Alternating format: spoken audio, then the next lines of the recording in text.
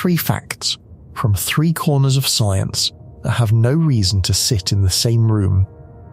The first, the coastline of Britain has no length. The closer you look, the longer it grows, and it never settles on a number. The second, there is a pattern buried in the rhythm of your own heartbeat, and as it fades, so do you, sometimes days before anything else goes wrong. The third, our best theories of gravity keep telling us that at the smallest scale that exists, space-time quietly stops being four-dimensional. A shoreline, a pulse, and the floor of the universe, all running on one hidden rule. The man who first saw it was pushed out of mathematics for most of his life, for refusing to look away.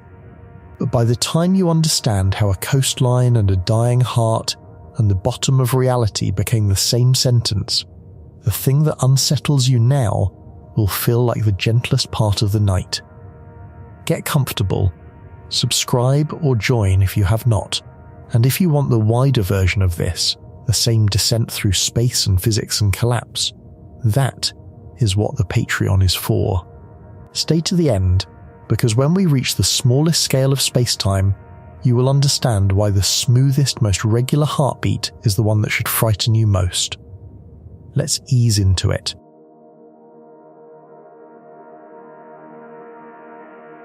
There is a question a child could ask that no scientist alive can answer. Not because the answer is hard to find. Because there is no answer. The question is this: how long is the coastline of Britain? You would think this is settled. You would think that somewhere in a government office there is a filing cabinet with the number in it. Measured once, carefully and written down. There is not. And the reason there is not a failure of effort or equipment. It is that the coastline of Britain does not have a length. The thing you are asking about has no fixed value. And when a man finally understood why, the understanding did not make him famous. It got him quietly pushed out of respectable mathematics for most of his working life, dismissed as a dabbler, a man who played with pictures instead of doing real proofs. He did his most important work inside a corporate research lab because no university mathematics department would give him the freedom to do it. He did not receive a full tenured professorship until he was 75 years old, which made him one of the oldest people that university had ever granted tenure to. And by the time the establishment admitted he had been right, he had already reshaped what we understand about coastlines, about mountains, about the branching of your own lungs, about the beating of your own heart, and about the largest structures in the known universe. His name was Benoit Mandelbrot, and the crack he found in the floor of reality runs deeper than almost anyone who uses his name today realizes, because almost everyone who has heard of him thinks he discovered a pretty picture, a colourful spiral that shows up on posters and screensavers and album covers, the thing you zoom into forever on a late-night video. That is the sanitized version. That is the gift shop. The real thing underneath is not decorative at all.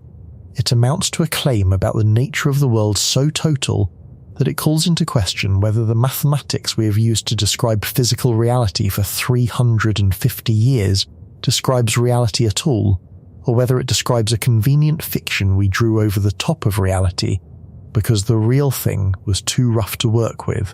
Here is the part that should sit uncomfortably with you before we go any further. Every equation you have ever seen in a physics class assumes the world is smooth.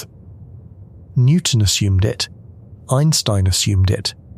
The people writing quantum field theory today assume it. The entire mathematical machinery of physics, calculus, the thing we invented to describe motion and force and gravity and fields, only works on things that are smooth. And the world, when you actually look at it closely, at any scale, is not smooth anywhere. That contradiction is going to be waiting for us at the end of this. Keep it in the back of your mind. We are going to walk toward it slowly. But it starts with a coastline, and it starts with a man almost nobody remembers. a man who was dead before Mandelbrot ever found what he had done. His name was Louis Fry Richardson. He was English, born in 1881, a Quaker, a pacifist, and one of the strangest and most original scientists of the 20th century. He is the man who essentially invented the idea of numerical weather prediction, the notion that you could forecast the weather by solving equations, decades before there were computers fast enough to actually do it. But the thing that matters for our story is what he was working on near the end of his life. Richardson was obsessed with war.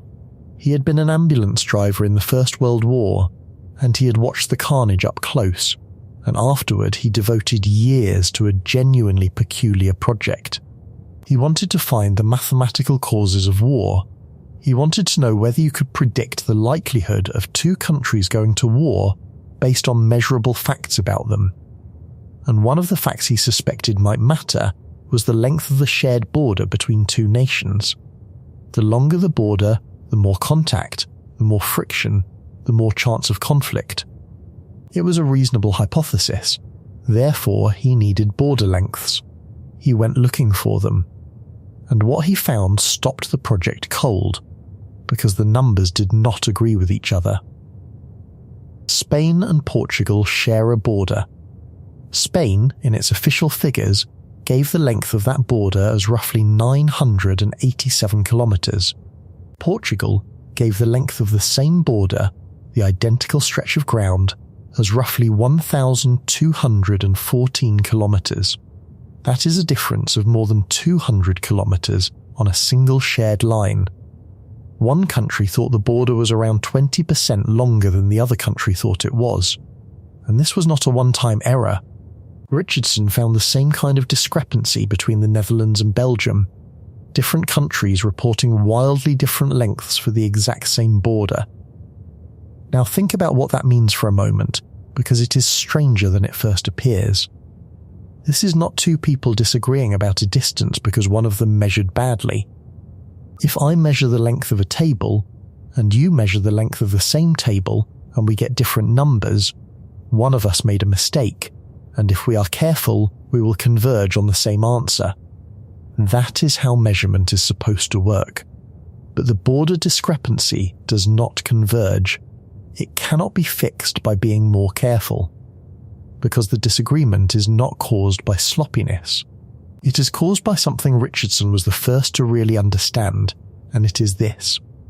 The answer you get for the length of a jagged line depends entirely on the length of the ruler you use to measure it, and there is no correct ruler. Picture measuring a rough coastline with a very long ruler, one that is 100 kilometers long. You lay it end to end along the coast, and it cuts across every bay and skips over every inlet, and you get some number. Now use a ruler that is 1 kilometer long. Now you can follow the coast into the larger bays, around the bigger headlands, and your measured length goes up, because you are now tracing detail the long ruler ignored.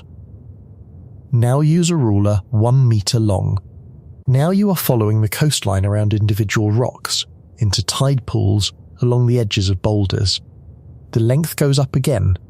Use a ruler 1 centimeter long and you are tracing the outline of pebbles and grains of sand, and the length explodes upward. Every time you shorten the ruler, you find more coastline. And here is what broke the whole idea of measurement. It never stops. The length does not approach some true final value as your ruler gets shorter. It just keeps climbing. Shorter ruler, longer coast, without limit, without end, all the way down. Richardson plotted this. He took real coastlines and real borders, and he measured them at many different ruler lengths, and he plotted the measured length against the ruler length, and he found something clean and terrible hiding inside the mess. The relationship was not random.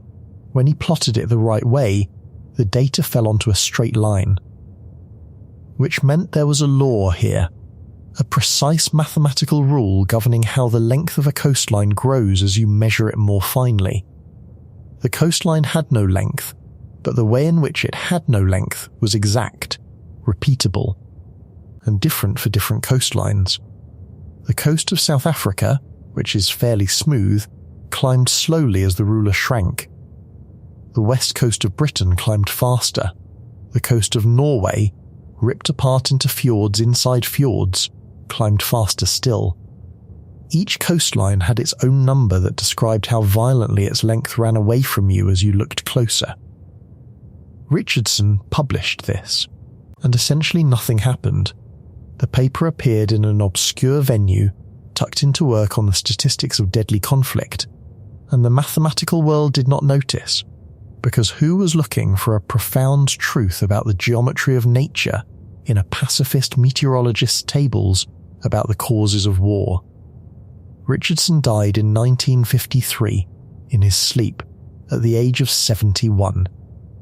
With this discovery essentially unremarked. He never knew what he had found. He never knew that the number he had stumbled onto, the number describing how fast a coastline runs away from you, was one of the most important quantities in a branch of mathematics that did not yet have a name. And it would have stayed buried, except that some years later, a restless man at a corporate research lab in New York, a man who read voraciously and indiscriminately, and who had a habit of finding forgotten papers that everyone else had ignored, came across Richardson's work. And Benoit Mandelbrot understood immediately what Richardson had not. He understood that the number in Richardson's tables was a dimension. I need to slow down here, because this is the first place where the ordinary picture of reality starts to come apart, and if I rush it you will nod along without feeling it, and feeling it is the entire point. You know what dimensions are. A line is one-dimensional. You can move along it one way, forward or back. One number describes your position. A flat surface, a plane, is two-dimensional. You need two numbers, left to right and forward to back. The space you are sitting in is three-dimensional. Three numbers, and you can reach any point. This is one of the most basic things you were ever taught about space, and it feels absolutely solid. Dimensions are whole numbers. 1, 2, 3. A thing is a line, or a surface, or a solid. There is nothing in between. What would it even mean for something to be 1 1/4 dimensional? That is not a shape. That is a category error. That is like asking what colour the number 7 is. Except that is exactly what a coastline is. When Mandelbrot took Richardson's number for the west coast of Britain and interpreted it correctly, the value that came out was about 1.25, not 1, not 2. 1.25. The coastline of Britain is a line, so it should be one-dimensional, but it is so infinitely wrinkled, so packed with detail at every scale, that it partially fills up the two-dimensional plane it sits in. It is more than a line, it is less than a surface. It lives in the impossible gap between them. And the number 1.25 measures exactly how far into that gap it has fallen. Norway, with its shredded fjord coast, comes out around 1.52. It is halfway to being a surface. It is a line so violently rough that mathematically it is closer to a plane than the coast of Britain is. That number has a name now. It is called the fractal dimension, and the fact that it is not a whole number is not a trick or an approximation or a figure of speech. It is a real, rigorous, measurable property of the shape. Mandelbrot's entire life's work grew out of taking seriously the thing everyone else had treated as a mistake. The dimension of a natural object is usually not a whole number, and a whole universe of objects lives in the cracks between the dimensions you were told were the only ones that existed. This is the reopened file. You thought geometry was the friendly subject from school, the one with circles and triangles and clean straight lines. The one that was finished and safe. It is not finished, and it was never safe. And the geometry they taught you describes almost nothing that actually exists in the physical world. Clouds are not spheres, Mountains are not cones. Coastlines are not circles. A tree is not any shape that has a name in Euclid. The shapes of the real world are all in the cracks, all fractional, all rough, and for 2,000 years mathematics simply refused to look at them, and called them ugly, and called them pathological, and turned away. That word, pathological, is not mine. It is the actual word that 19th century mathematicians used for these objects when they first appeared, and they did not use it with affection. One of the greatest mathematicians of that era wrote that he turned away from them with fear and horror. Fear, horror, from a shape. We need to talk about why, because before Mandelbrot ever gave these things a name, an earlier generation of mathematicians found them, understood that they were real, understood that they broke something fundamental, and then spent decades trying to lock them away where they could not do any damage. They failed. The monsters were not a flaw in mathematics. The monsters were the truth, and the smooth, well-behaved shapes that mathematics preferred, the shapes that physics is built on, turned out to be the rare exceptions. The freaks. The tiny handful of special cases hiding in an ocean of roughness. But nobody wanted to hear that in 1872, and they arguably still do not want to hear it now. To understand what happened in 1872, you have to understand what mathematicians at the time believed about the smoothness of the world, because they believed it the way you believe the floor will be there when you step out of bed. It was not a theory to them, it was the water they swam in. Here is the belief. If you draw a curve, any curve, a continuous curve, one you can trace without lifting your pencil, then that curve has a direction at almost every point. At any given spot you can draw a tangent line, a line that just kisses the curve and tells you which way it is heading right there. This is the thing calculus is built on. The whole of calculus, the mathematics Newton and Leibniz invented to describe a universe in motion, depends on being able to find the direction of a curve at a point, the slope, the rate of change. That operation is called taking the derivative, and for 200 years everyone assumed that any reasonable continuous curve had a derivative almost everywhere. Sure, you might have a sharp corner here or there where the direction jumps, like the point of a triangle, but those corners would be isolated. Between them the curve would be smooth. That was the assumption. A continuous function is smooth, except perhaps at a few special points. It felt not just true, but necessary. It was hard to even imagine how it could be otherwise. The great mathematician André Marie Ampère had even tried to prove it, to nail it down as a theorem, that continuity forces smoothness almost everywhere. Therefore, what Karl Weierstrass did to a room full of mathematicians at the Berlin Academy in 1872 was not a clever puzzle. It was an act of demolition. Weierstrass was a strange figure to be the one holding the wrecking ball.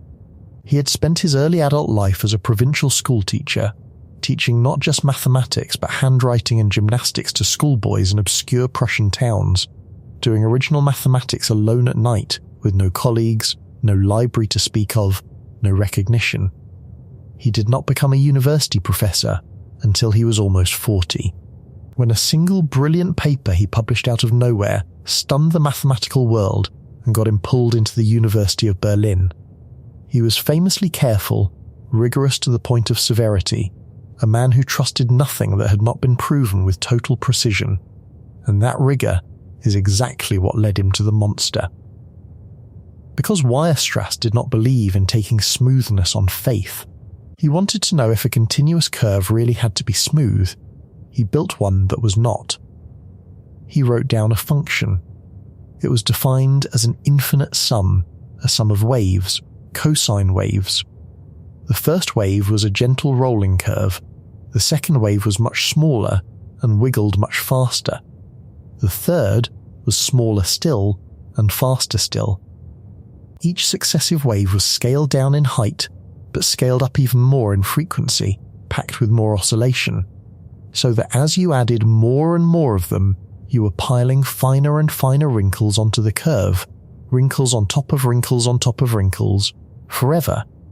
And when you added up infinitely many of these waves, the result was a curve that was perfectly continuous. You could trace it without lifting your pencil. There were no gaps, no jumps, no breaks anywhere. But it had no direction. Anywhere, at not one single point on this curve, could you draw a tangent. At every point, no matter how far you zoomed in, the curve was still wrinkling, still jagged, still changing direction infinitely fast. You could never find the slope because there was no slope to find. The curve was continuous everywhere and smooth nowhere. Take a second with that, because it is genuinely hard to hold in your head, which is precisely why it caused the reaction it did. Every point on this curve is a corner. It is nothing but corners, an unbroken line made entirely of infinitely sharp turns, with no straight stretches between them, because there are no straight stretches anywhere. At any magnification, it is a curve that is pure roughness all the way down, and yet it is a single connected continuous line. Calculus, the crown jewel of human mathematics, the tool we use to describe every moving thing in the universe, simply does not work on this object. The central operation of calculus, the derivative, fails at every single point. And the object is not exotic or contrived. It is a sum of cosine waves. It is built from the most ordinary pieces imaginable. The reaction from the mathematical establishment was not admiration. It was disgust, and something close to fear. These new functions, and the others like them that started appearing once Weierstrass showed it was possible, were labelled pathological. Charles Hermite, one of the most eminent mathematicians in France, a giant of the field, wrote in a letter to his friend Thomas Stiltius in 1893 that he turned away with fright and horror from this lamentable plague of functions that have no derivatives. That is a direct quotation from a working mathematician about a mathematical object. A plague. Fright and horror. Henri Poincaré, perhaps the most formidable mathematical mind of the age, called these constructions monsters and complained that in earlier times when someone invented a new function it was for some practical purpose, whereas now people invented them specifically to expose the flaws in the reasoning of their predecessors. He saw them as almost malicious, an affront, things that had been built to embarrass honest mathematics. And you can understand the emotion, even if the emotion turned out to be exactly wrong. These men had built their entire understanding of the mathematical world on the quiet assumption that continuity and smoothness travel together, that a well-behaved curve is a smooth curve. Weierstrass had just proven that this was false, not as an edge case, but in a way that suggested the whole comfortable picture was upside down. And the deeper people looked, the worse it got, because it turned out that the smooth functions, the nice ones, the ones calculus was designed for, were not the majority. They were a vanishing rarity. When mathematicians later found ways to talk rigorously about what a typical continuous function looks like, the answer that came back was that a typical continuous function is nowhere differentiable. The monsters were the norm. The smooth curves that all of physics is written in were the freak occurrence, the measure zero exception, the lottery win. But we will come back to that, because that fact is a loaded gun and it does not go off until the end. The point I need you to hold on to right now is this. The mathematical establishment's response to discovering these objects was not to embrace them, it was to quarantine them. They were treated as a gallery of horrors, a cautionary collection. Examples of the bizarre things that could happen if you were not careful, to be shown to students as warnings and then set aside. They were not seen as describing anything real. They were seen as diseases of pure logic, symptoms of mathematics gone feral, with no connection whatsoever to the physical world. And that judgment, that these objects were unnatural and irrelevant to reality, held for the better part of a century. It was catastrophically wrong, but it held. more monsters arrived. In 1904, a Swedish mathematician named Helge von Koch built one you can actually picture, which is part of why it became famous. Start with a straight line segment, cut out the middle third, and replace it with two sides of a triangle poking outward. So the line now has a little peak in the middle, like a simple mountain. Now do the same thing to each of the 4 segments you now have. Each of them gets its middle third replaced with a little peak. Now do it to all 16 resulting segments. And keep going, forever, adding smaller and smaller peaks onto every straight piece, at every scale. What you get in the limit is called the Koch curve, and if you do it to all 3 sides of a triangle, you get the Koch snowflake, a shape with a beautiful crystalline outline. And that shape is quietly insane, for the same reason the coastline was insane, but now you can see it happening. Every time you add another generation of peaks, the total length of the outline gets multiplied by 4/3. 4/3 is greater than 1, so the length grows every single step, and it grows without limit. The perimeter of the Koch snowflake is infinite. It is an outline of infinite length. But here is the part that makes people stop and stare. That infinitely long outline encloses a completely finite area. You can draw a small circle around the entire snowflake, and the snowflake never escapes it. An infinite boundary wrapped around a finite space, sitting there on the page, perfectly bounded, perfectly contained, and infinitely long. And its dimension, worked out properly, is the logarithm of 4 divided by the logarithm of 3, which is about 1.26. Almost exactly the same as the coast of Britain. Von Koch had built, by hand, on purpose, in 1904, a mathematical coastline. He just did not know that was what it was, and neither did anyone else, for another 60 years. There were others. Georg Cantor had already in the 1880s constructed something called the Cantor set, made by taking a line segment, removing the middle third, then removing the middle third of each remaining piece, and continuing forever. What is left at the end is a strange dust of points, an infinity of them that somehow adds up to no length at all, a set that is simultaneously infinitely numerous and vanishingly thin. Waclaw-Sierpiński built triangles, and carpets with holes at every scale. These objects kept appearing, each one violating some rule that everyone had assumed was safe, each one filed away under pathological, each one treated as a curiosity with no bearing on the real world. And the man who built the Cantor set paid a price that is hard to read about. Georg Cantor was attacked ferociously for his work on infinity, of which the Cantor set was a small piece. His former teacher Leopold Kronecker, a dominant figure in German mathematics, turned on him with a viciousness that went beyond professional disagreement, blocking his publications, blocking his career, reportedly calling him a corrupter of youth and a charlatan. Cantor wanted a position at the University of Berlin, at the centre of the mathematical world, and he never got it, and he believed, probably correctly, that Kronecker had made sure of it. Cantor suffered from severe depression that worsened through his life, cycling in and out of sanatoriums. He died in 1918 in a sanatorium in Halle, in the middle of the First World War, malnourished, in a country that was starving. The man who had seen further into the structure of infinity than anyone before him died broken, in an institution, his greatest work still dismissed by many of his contemporaries as a kind of disease. This is the pattern, and you are going to see it again, and I want you to notice it now, so that when it repeats with Mandelbrot, you feel the weight of the repetition.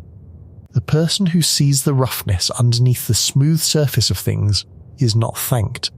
They are treated as a threat. Because what they are really doing is not adding a new fact. They are removing a flaw. They are telling everyone that the solid ground they have been standing on is not solid, that the smoothness was painted on. that underneath is something wild and infinite and not under control, and people do not respond gratefully to being told the floor is not there. Cantor found that out. Weierstrass got away with it partly because he was so unassailably rigorous that no one could dismiss him, but even he was called a disturber of the peace. Richardson's discovery about Coastline simply vanished, unnoticed, because the man who made it was not even trying to talk to mathematicians. But that raises the obvious question. If these objects had been sitting in the mathematical literature since 1872, if the monsters were already a century old, then what exactly did Mandelbrot do? Why is his name on this, and not theirs? And here is where I have to correct something, because there is a story that gets told, a simple story, that Benoit Mandelbrot discovered fractals, that he was the lone genius who invented this whole world out of nothing. That story is false.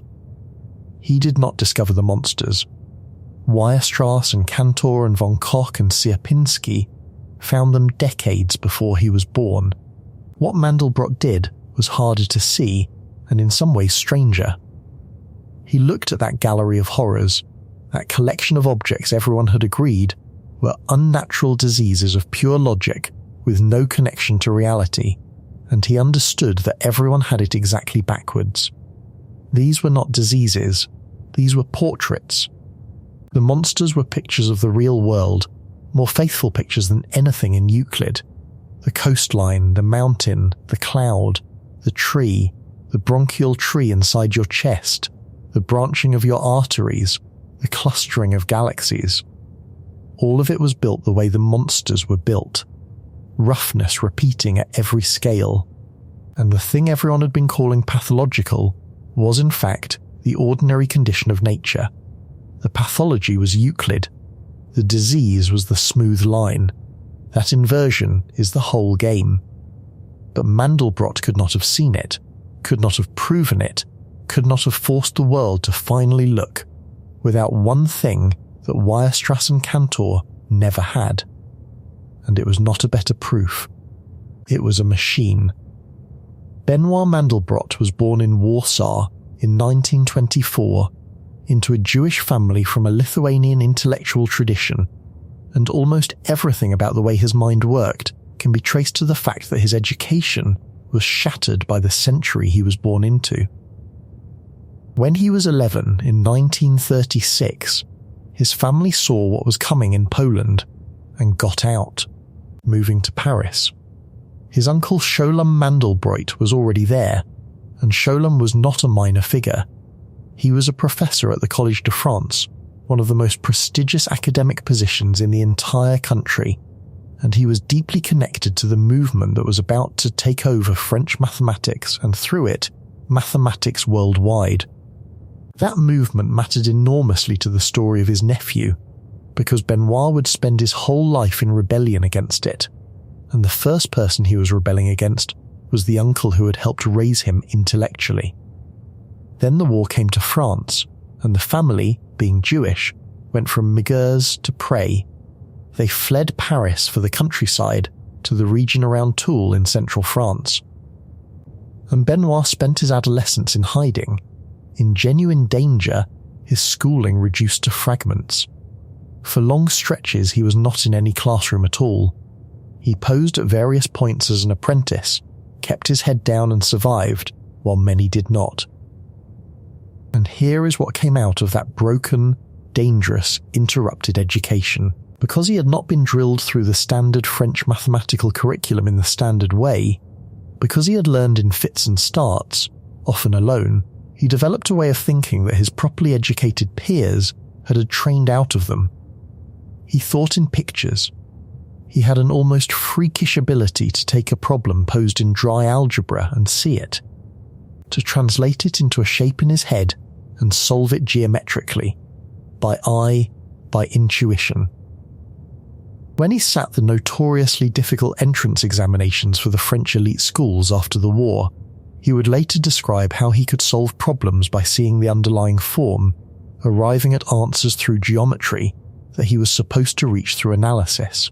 And that gift was, in the France of the 1940s and 50s, almost a professional disability. Because of Bourbaki.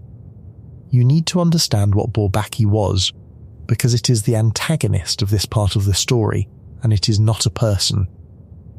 Nicolas Bourbaki was a collective pseudonym, a secret society of brilliant young French mathematicians who, starting in the 1930s, set out to rewrite the foundations of all mathematics from scratch, with total rigour, total abstraction, and total logical purity. And their project had a specific and militant hostility at its core. They wanted to purge mathematics of pictures.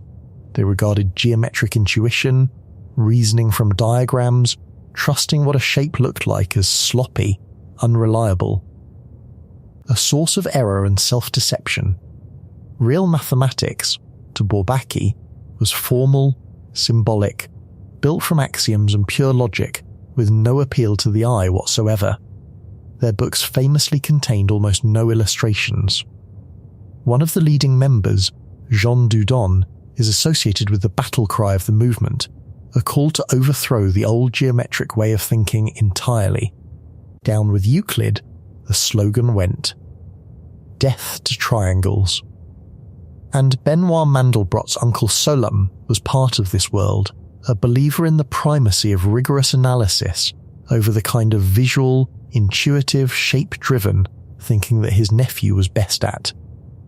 Picture the position the young Mandelbrot was in. His single greatest talent, his ability to see mathematical truth in visual form, was precisely the talent that the dominant school of mathematics in his country had declared to be worthless and even dangerous. The thing that made him exceptional made him unemployable in the world his uncle inhabited. He did brilliantly on paper. He passed through the École Polytechnique, one of the most elite institutions in France. He went to the California Institute of Technology in the United States and studied aeronautics. He came back and took a doctorate at the University of Paris in 1952. On paper, he had every credential. But he did not fit, and he knew he did not fit, and the mathematical establishment made sure he knew it. His way of working, roaming across fields, chasing visual patterns, refusing to specialize, trusting the picture, was seen as the behavior of a dilettante, someone who lacked the discipline to do deep, rigorous work in a single area.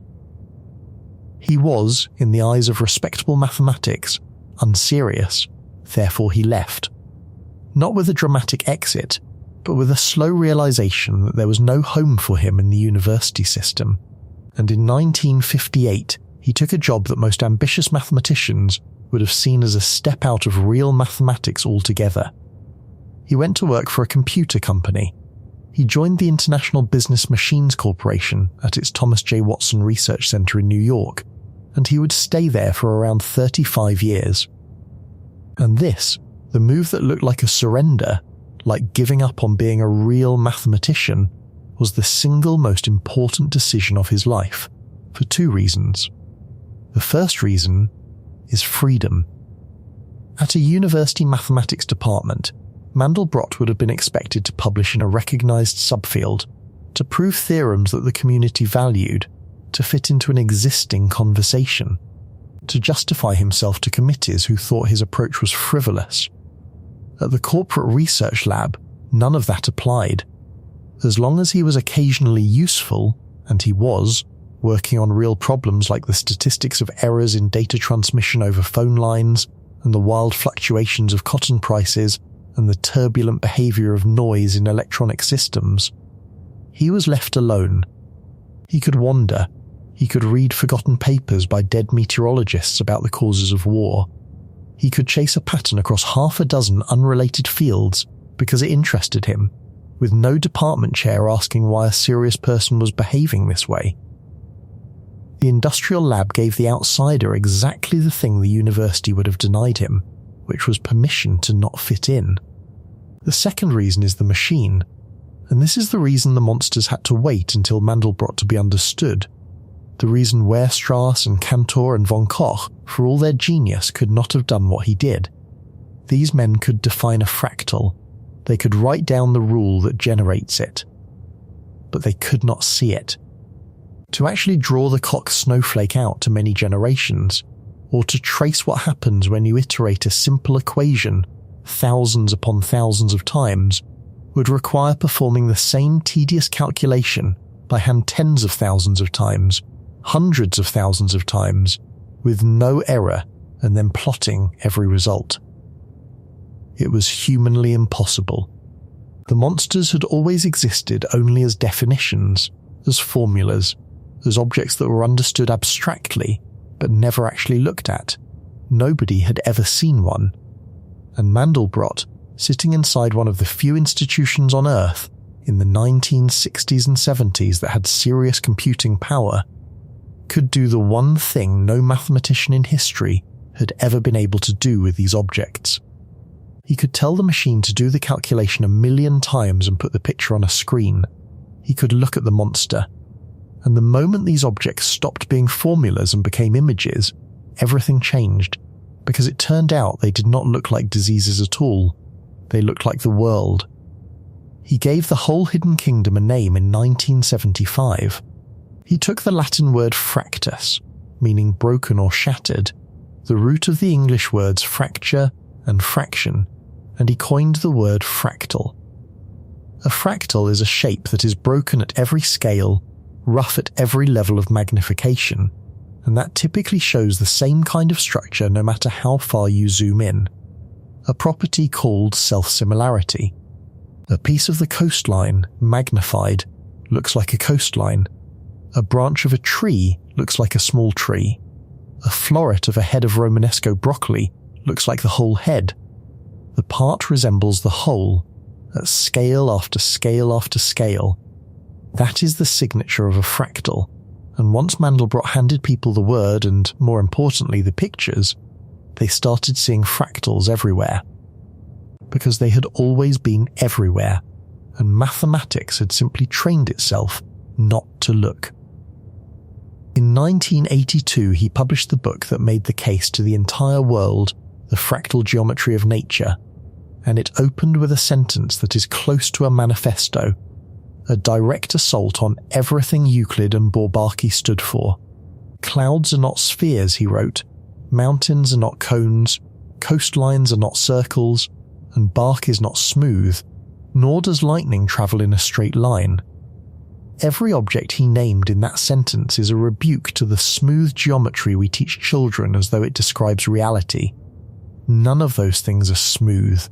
None of them have a whole number dimension. All of them are rough, fractional, monstrous in the old sense, and all of them are completely ordinary. You have seen every one of them.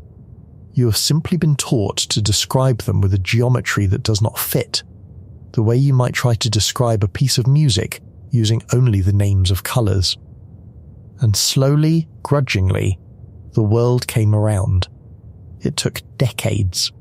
But by the end of his life, the man who had been dismissed as a dabbler, who had done his real work in exile inside a computer company because no mathematics department would have him, was one of the most famous scientists on Earth.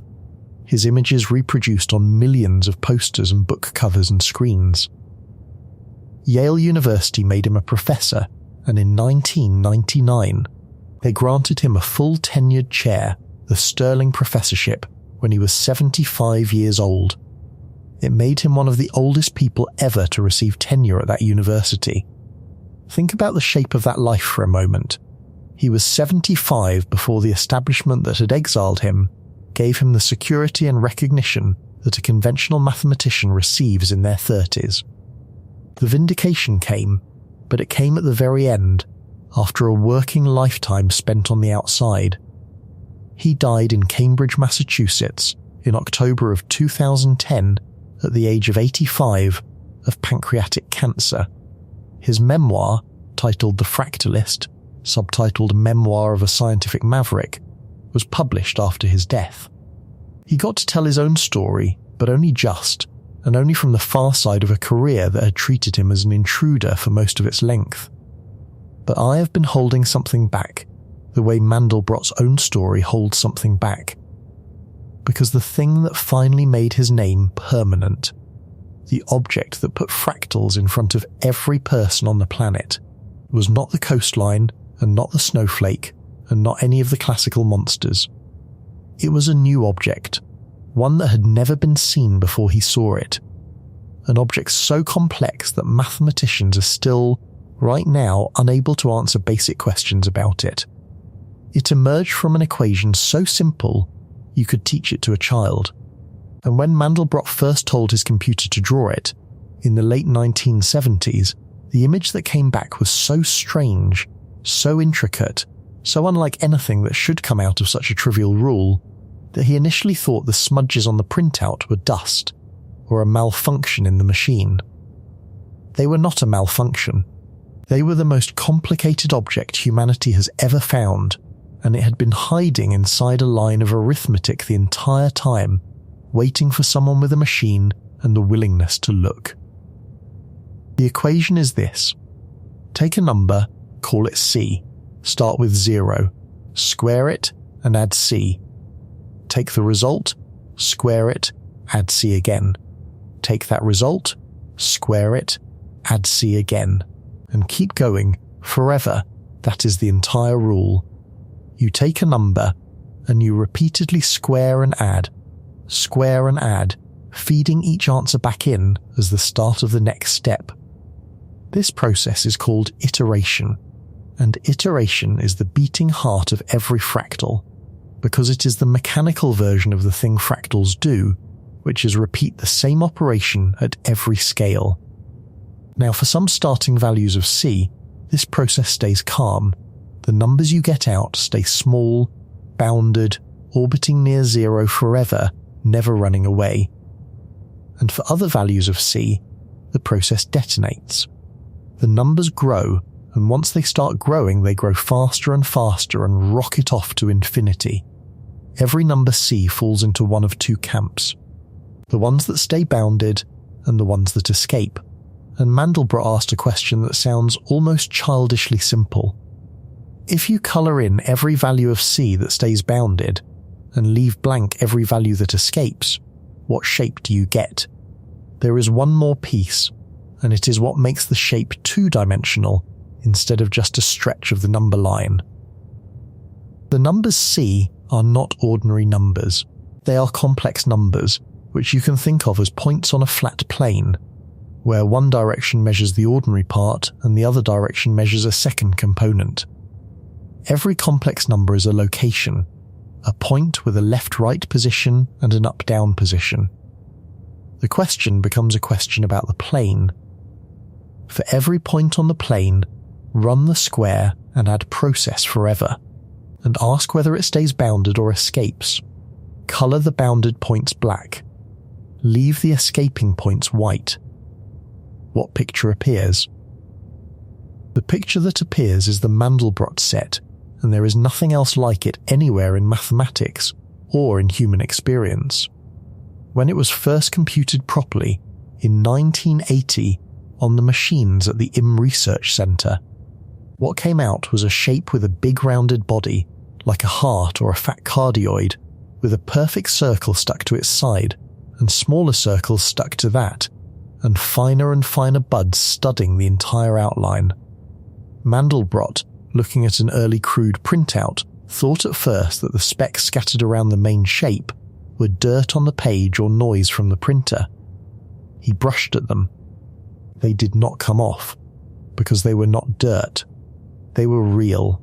They were tiny copies of the whole shape, complete miniature Mandelbrot sets, floating apparently detached out in the plane, connected to the main body, it would later be proven, by filaments so unthinkably thin that no printer could show them, but that are mathematically provably there. And here is a thing almost nobody who watches those Zoom videos knows. Mandelbrot did not invent the mathematics that generates this object either. The theory of what happens when you iterate an equation like this, over and over, on the complex plane, was worked out more than half a century before the first image was ever drawn by two French mathematicians. During and just after the First World War, and the story of one of them is one of the most quietly harrowing in the history of the subject. His name was Gaston Julia. In 1915, as a young soldier in the French army, barely 22 years old, Julia was ordered into an attack on the Western Front, and during that attack he was shot in the face. The wound took his nose. He survived, but he was disfigured for the rest of his life, and he wore a leather strap across the middle of his face, covering the wound, from then on, through decades of public lectures and academic honours. And in the years right after that injury, while he was in and out of hospital enduring operation after operation to reconstruct what the war had taken, Gaston Julia did mathematics. He worked on the theory of iteration, the question of what happens to a point on the complex plane when you apply the same operation to it again and again and again, the exact process that generates the Mandelbrot set. In 1918, he published a long and brilliant memoir on the iteration of these functions, work so significant that it won him a major prize from the French Academy of Sciences and made him briefly famous in mathematical circles. At almost the same time, working independently, another French mathematician named Pierre Fatou, an astronomer at the Paris Observatory, developed much of the same theory, and there was the usual painful tangle over who had seen what first.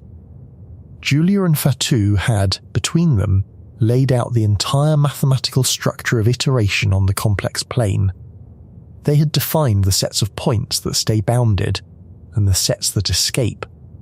They had proven deep results about the strange, intricate, infinitely detailed boundaries between them, the objects we now call Julia sets. They had, in every sense that matters, discovered the mathematics of the Mandelbrot set. And then, their work sank almost without a trace, for one brutal, simple reason. They could not see any of it. The objects they were writing theorems about were far too intricate to draw by hand, and there was no machine on Earth in 1918 that could draw them. The theory sat there, admired by a few specialists as a difficult and abstract corner of analysis, and largely forgotten by everyone else, for the better part of 50 years, a complete description of a hidden world that nobody could actually look at. Now here is the irony that ties it back to Mandelbrot, and it is almost too neat to be real, except that it is. When Benoit Mandelbrot was a young man studying at the École Polytechnique in Paris in the 1940s, one of his teachers was Gaston Julia himself, the disfigured war hero, the man who had written the foundational memoir. Mandelbrot's uncle Solom, the pure mathematician, pushed the young Benoit toward Julia's 1918 work, urged him to take it up, to make it his own. And the young Mandelbrot looked at it and turned away. He found it dry, unpromising, a dead end, a piece of abstract analysis with no obvious future. He wanted nothing to do with it. He walked away from the exact thing that would eventually make his name, because in the 1940s, without a machine, it was just as invisible to him as it had been to everyone else. It took another 20 years, and the computers at IBM, for Mandelbrot to come back to the buried work of his old teacher, to finally point a machine at those 50-year-old theorems, and to see, for the first time in human history, what Julia and Fatou had been describing blind. The man who had lost his face in a war had mapped a continent nobody could see. And it took half a century and a computer for anyone to look at it, and the person who finally looked had been handed the map as a student and thrown it away. Here is the first thing that should unsettle you about this object.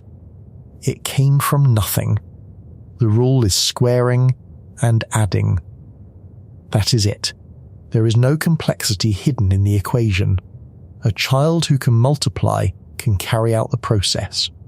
And yet the shape that falls out of that trivial rule is, by any reasonable measure, the most complicated single object that human beings have ever discovered. Not invented. Discovered because nobody designed its intricacy, nobody put the detail in. The detail was a consequence of the rule that no human mind could have anticipated by looking at the rule itself.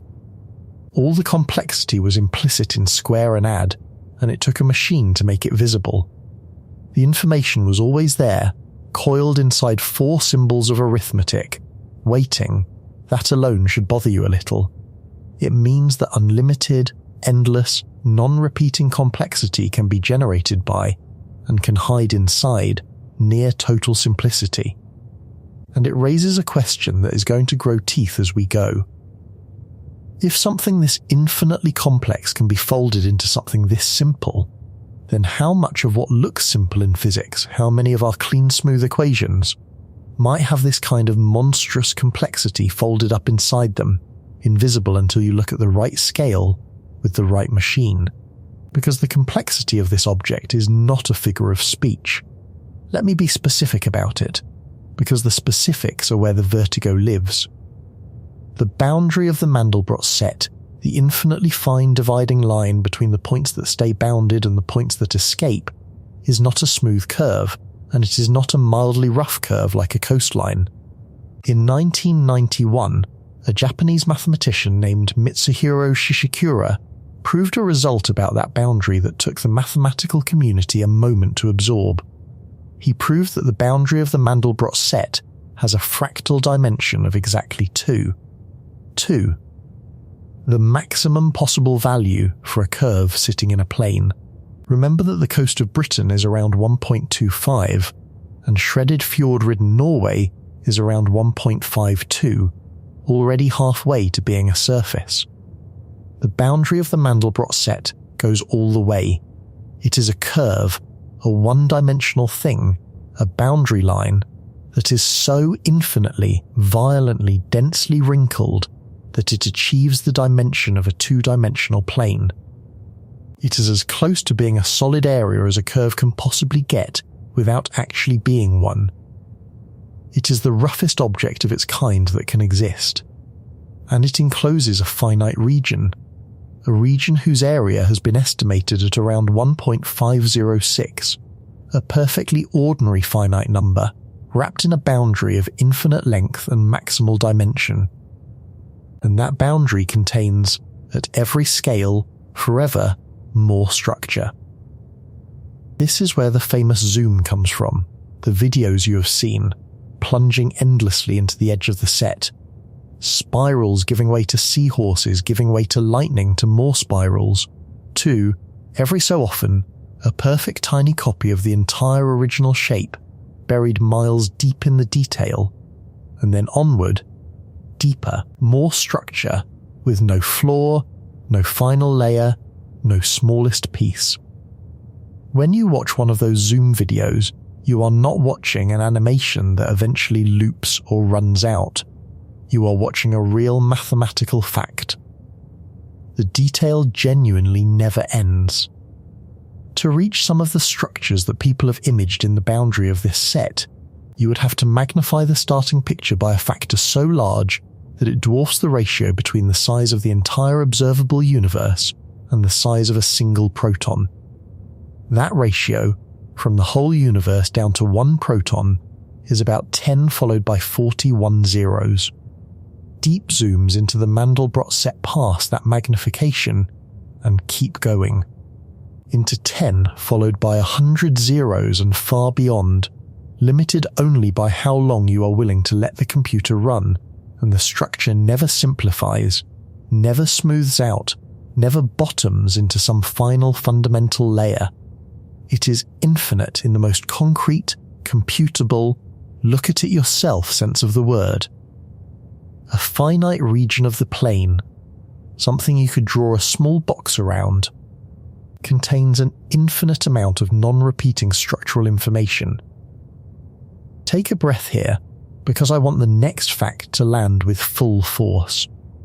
Mathematicians have been studying this object intensively for more than 40 years. It is arguably the most examined single object in modern mathematics. And they still cannot answer some of the most basic questions you could ask about it. The most important open question is called the Milk conjecture, which stands for Mandelbrot locally connected. Stripped of the technicality, it asks whether the set is put together in a certain well-behaved way, whether its structure at small scales is as tame as it needs to be for the deepest theory of the set to go through. It is one of the most famous open problems in the field of dynamical systems. People have been trying to prove it for decades. It remains unproven. We have a complete and simple description of how to generate this object, square and add, and we cannot answer basic questions about the shape that results. And it gets stranger, because there is a real sense in which the set may not be fully knowable by computation at all. Adrian Douady and John Hubbard, the two mathematicians who did the foundational work on the set in the early 1980s and who gave it Mandelbrot's name, proved that the set is connected, all one piece, every tiny island joined to the mainland by threads.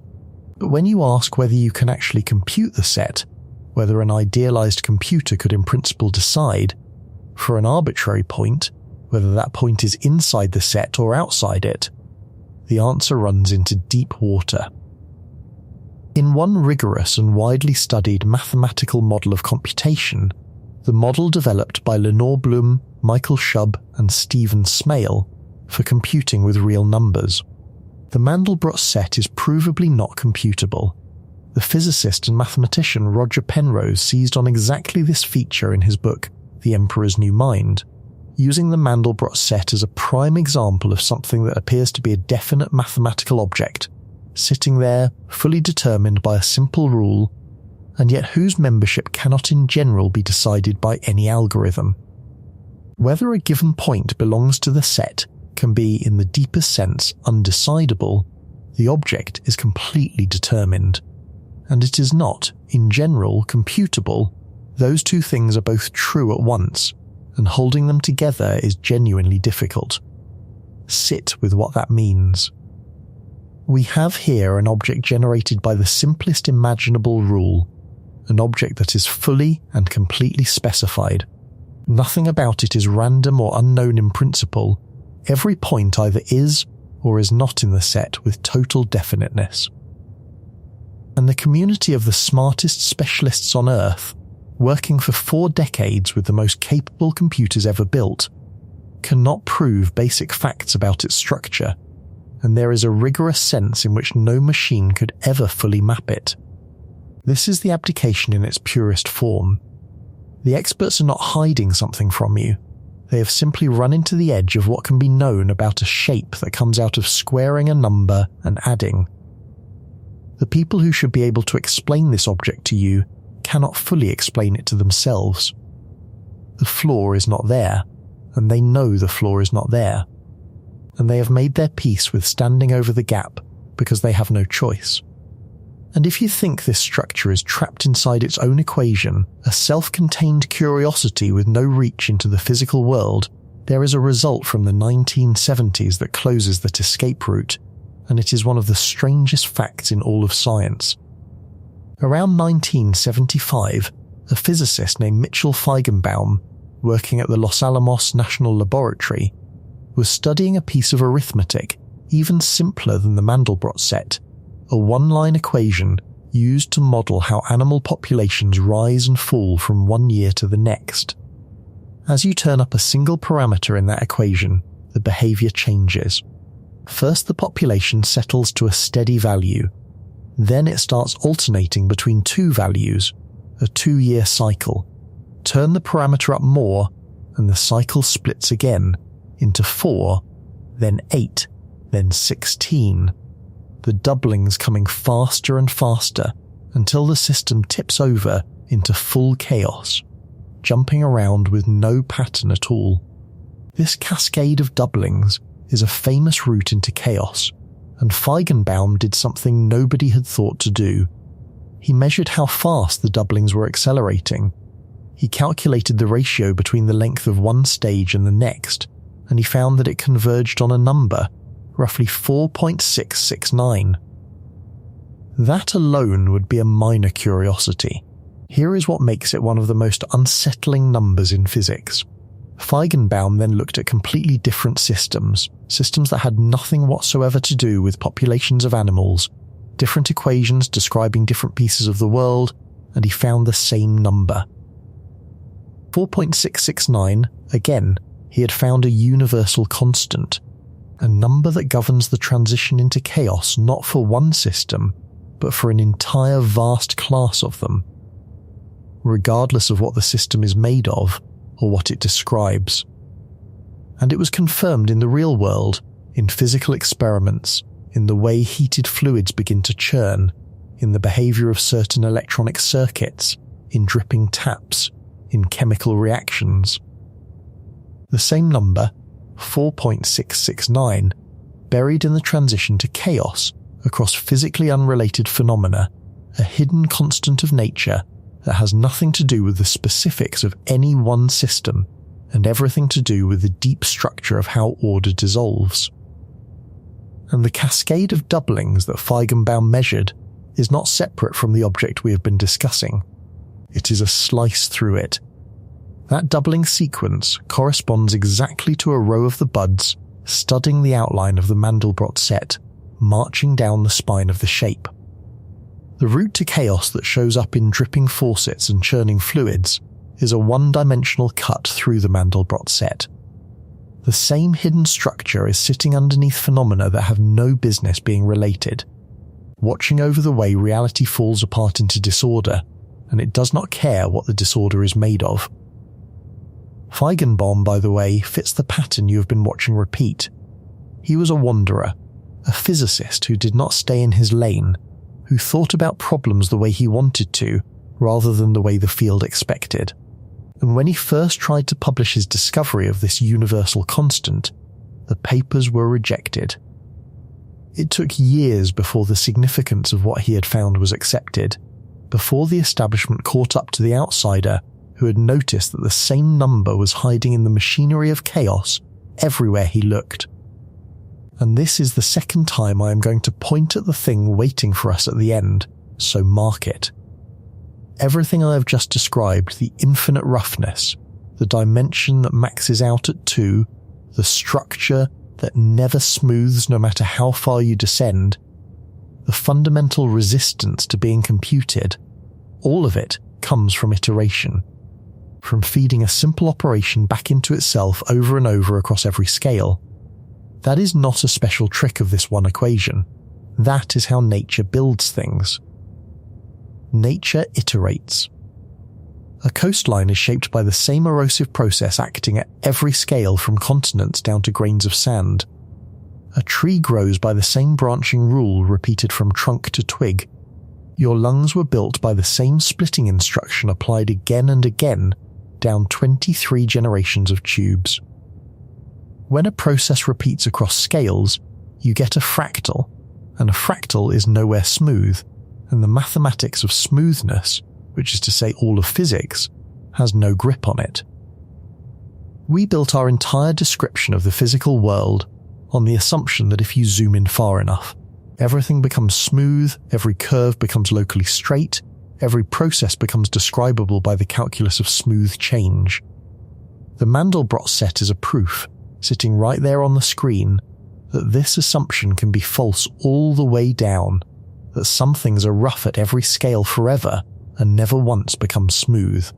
And the question that should be forming in your mind now, the question that is going to define the rest of this, is whether the physical universe is one of those things. But before we follow that question out to the galaxies, I need to bring it much closer than a coastline or an equation. I need to bring it inside your body. Because the same roughness that mathematics recoiled from, the same infinite branching that hides in the Mandelbrot set, is the reason you are breathing right now. And the moment it starts to disappear from your body is the moment your body starts to die. Take a breath, an ordinary one. Feel your chest expand. What just happened inside you is only possible because of a fractal. And if your lungs were built the way Euclid would have built them, you would already be dead. Here is the problem your body has to solve.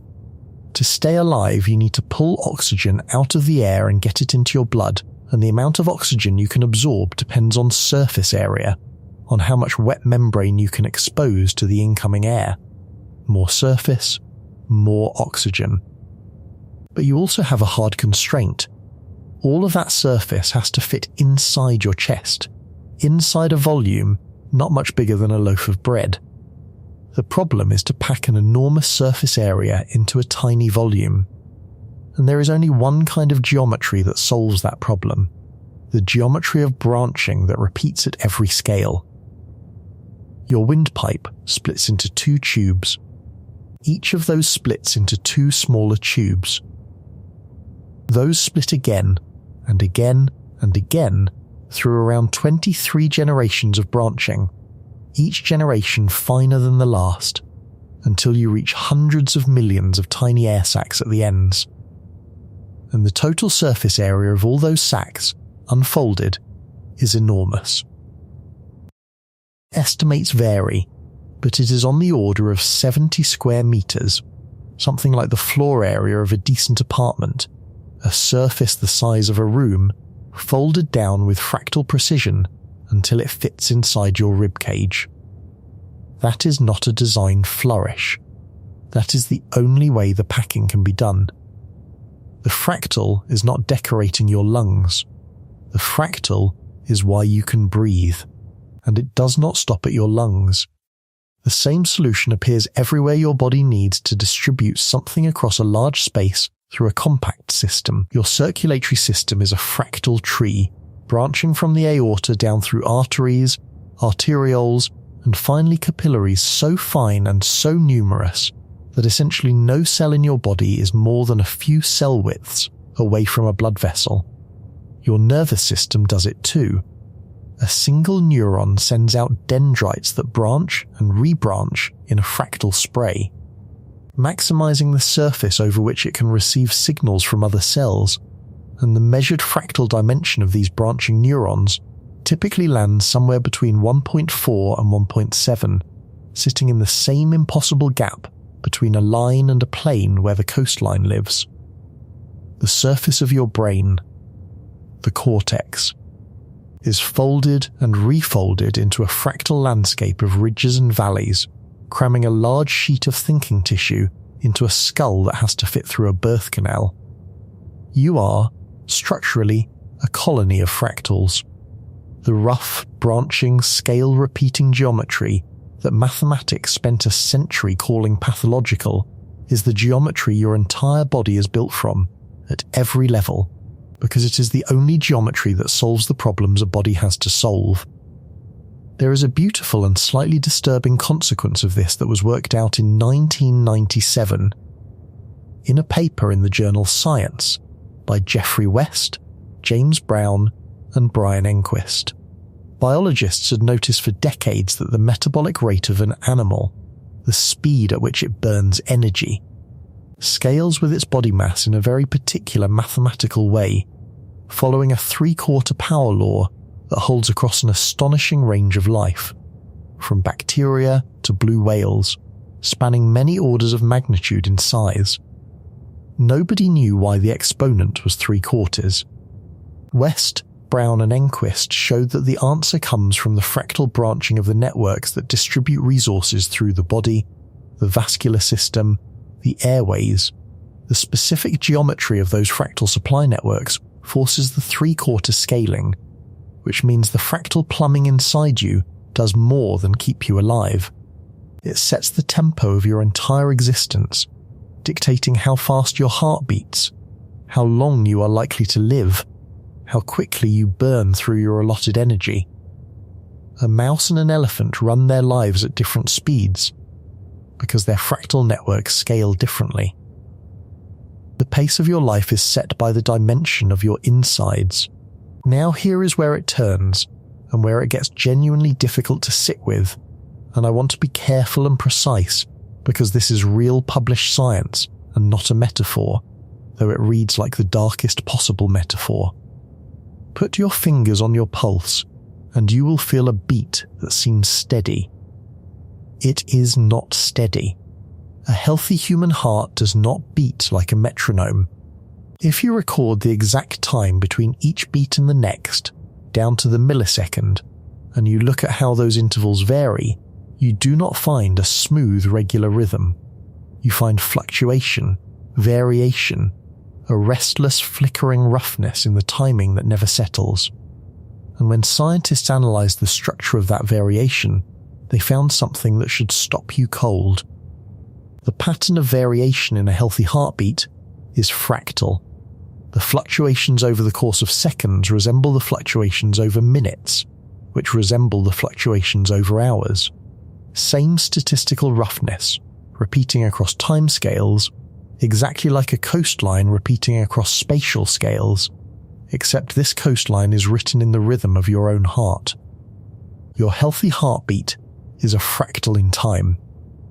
The man who did more than anyone to establish this is a cardiologist and researcher named Arie Goldberger, who spent his career at Harvard Medical School and Beth Israel Deaconess Medical Center, studying what he and his colleagues came to call fractal physiology, and what Goldberger and his collaborators found. Across paper after paper through the 1990s and into the 2000s, culminating in work published in the Proceedings of the National Academy of Sciences in 2002, is the part that should genuinely unsettle you. The fractal complexity of your heartbeat is a measure of your health. And as you get sick, and as you get old, and as you approach death, that fractal complexity breaks down, it goes away. Your heartbeat becomes less fractal as you die. Read that again slowly. A young, healthy heart produces that rich, rough, fractal variation, that scale-spanning restlessness in its timing. But in the hearts of people with severe heart disease, in the hearts of the very old, and, most chillingly, in the hours and sometimes days before certain kinds of sudden cardiac death, that fractal structure degrades. The heartbeat becomes either too regular, sliding toward a rigid mechanical periodicity, or it dissolves toward uncorrelated randomness, losing the specific fractal correlations that span timescales. Either way, the fractal signature fades. The complexity that marks a living system leaks out of the rhythm, and this is not a vague trend. The loss of fractal scaling in heart rate variability has been shown to be a predictor of mortality. In patients who have had a heart attack, the degree to which their heartbeat has lost its fractal character carries real information about how likely they are to die. Information that in some studies outperforms more traditional measures. The roughness is health, the smoothing is death. And a hospital can, in principle, watch it happen in the numbers. Think about the inversion buried in that, because it turns everything you would intuitively assume upside down. You would think that a nice regular heartbeat is a healthy one, that a steady even rhythm is what you want, that variation and irregularity are signs of something wrong. It is the exact opposite. A perfectly regular heartbeat, a heart beating like a clock, is a sick heart, a heart that has lost the fractal complexity that characterizes a healthy one, a heart that may be closer to stopping. Goldberger described this pattern across physiology, this idea that a wide class of diseases and aging itself can be understood as a loss of complexity, a draining away of the fractal richness that defines a healthy living system. Health is roughness across scales. Disease and death are the smoothing out of that roughness, the collapse of the fractal into something simpler, flatter, more regular, more Euclidean. Your body spends your whole life as a fractal, and dying is, in a real and measurable sense, the process of becoming smooth. This is the confirmed impossible in the most intimate possible form. The thing mathematics called a monster, the thing physics has no equations for, the infinite roughness that lives in the gap between the dimensions, is not something out there in the abstract. It lives in you. It is in your breath, and in your blood, and in the timing of your pulse, and its disappearance is one of the ways your death announces itself in advance. And almost nobody knows this. You will not find it on the front page. It is absent from the pamphlet at the doctor's office. It sits in the physiology journals, published, confirmed, replicated, and quietly outside the awareness of the people whose own hearts are writing this fractal in real time, right now, including yours. But I have to be honest with you about a limit here, because the honesty is part of what makes the rest of it land, and because there is a misconception I would be committing if I let this run unchecked. The fractals in your body are not truly infinite. This is the crucial difference between the mathematical monsters and the natural ones, and it matters. The Koch snowflake branches forever, at every scale, down to infinitely small detail. Your bronchial tree does not. It branches for about 23 generations and then it stops, because it hits the physical size of an air molecule and the biology of a cell, and there is nothing smaller to branch into. Every natural fractal has an upper limit and a lower limit, a largest scale and a smallest scale, and between those two cutoffs it is fractal, and outside them it is not. A real coastline is fractal from the scale of the whole coast down to the scale of a grain of sand, and no further. Nature does the fractal thing across a finite range of scales, not an infinite one. The pure, endless. Mathematical fractal is an idealization that physical reality only ever approximates over some window. And you might think that observation is a comfort, a way of taming the monster, of saying that real things are only sort of fractal, only fractal in the middle, smooth again if you go far enough down. But look at what that does to the story of your heart. The range of scales over which your body behaves fractally is not fixed. It shrinks. As you age, as you sicken, the window narrows. The fractal structure that once spanned many time scales collapses into fewer, and the richness contracts toward the flat and the regular. The cutoff is not a wall that protects you from the monster. The cutoff is a measurement of how much life is left in the system, and that raises the question that is going to carry us out past the edge of the Earth and out to the far end of everything we can see.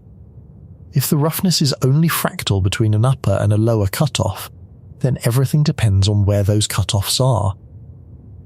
And when you ask that question about the largest fractal anyone has ever proposed, the distribution of galaxies across the universe, the location of the upper cutoff is not a settled fact. It is one of the most quietly contested numbers in modern cosmology, and whether it exists at all decides whether our entire theory of the universe is built on solid ground or on an assumption we have never actually confirmed. Everything in modern cosmology rests on a single assumption, and the assumption is that the universe is smooth. Not smooth like a table, smooth like a fog. The claim, which is called the cosmological principle, is that if you zoom out far enough, if you stop looking at individual galaxies and start looking at enormous volumes of space, the universe becomes uniform. The same density everywhere, the same in every direction, featureless, averaged out, homogeneous, lumpy up close, like a photograph of sand, but smooth from orbit, like a beach. And that assumption is not a minor technical convenience, it is the foundation stone. The equations that describe the expanding universe, the equations Einstein's general relativity gives us for the cosmos as a whole, the ones that give us the Big Bang, and the expansion and the whole framework inside which dark energy and dark matter are defined, only work if you feed in a smooth, homogeneous universe. The standard model of cosmology is built on top of a mathematical description that assumes the matter in the universe is spread out like a uniform gas. Here is the first uncomfortable fact, and it is a historical one that rarely gets said plainly. Homogeneity was not discovered. It was assumed. When Einstein first applied his theory of gravity to the entire universe in 1917, he did not assume the universe was uniform because observations showed it was uniform. He assumed it because otherwise the equations were unsolvable. A lumpy, structured, irregular universe produces a mathematical problem of hopeless difficulty. A smooth, uniform universe produces equations you can actually write down and solve. The assumption of homogeneity entered cosmology as a simplification, a way to make the mathematics tractable, made at a time when astronomers could not even confirm that other galaxies existed.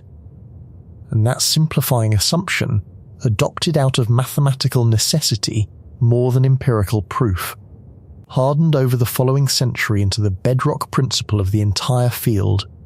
We assumed the universe was smooth because we could not do the physics of a rough one, and then we half forgot that we had assumed it.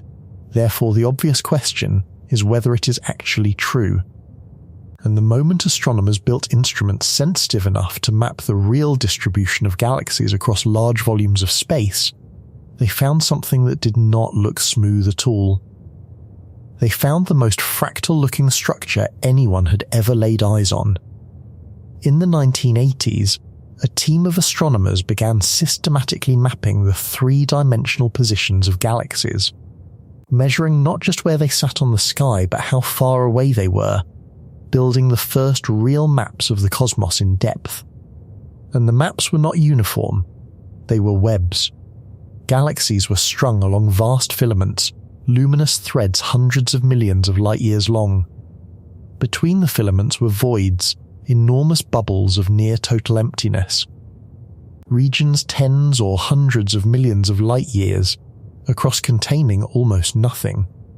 Where filaments met, they piled up into dense knots and clusters. And the whole thing, this structure that came to be called the cosmic web, looked exactly like the branching, clustering, void-riddled patterns that fractals produce. It did not look like a smooth fog. It looked like foam. It looked like a nervous system. It looked like the inside of your own lungs turned inside out and blown up to a scale of billions of light years. And a group of physicists looked at that and said the obvious thing. The thing that the cosmological principle was specifically constructed to rule out. What if it does not smooth out? What if the cosmic web is a genuine fractal, and the universe is not homogeneous at large scales, but structured at every scale, roughness within roughness all the way up, the way a coastline is roughness within roughness all the way down? The leading voice for this view has been an Italian physicist named Luciano Pietranero, working with collaborators including Francesco Silos Labini, and their argument is not hand-waving.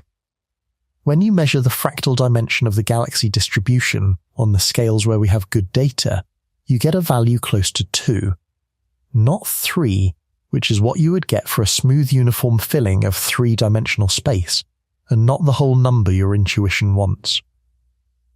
Close to 2, the same signature of a rough, scale-spanning, fractal structure that we have been tracing this whole time, now written across the largest distances human instruments can reach. Now I have to be careful and honest here, because this is a genuine scientific dispute and not a settled overthrow, and the audience for this deserves the real state of the argument rather than a satisfying lie. The mainstream position in cosmology is that the galaxy distribution is fractal on smaller scales, up to something like a few 100 million light years, and then it does transition to homogeneity beyond that.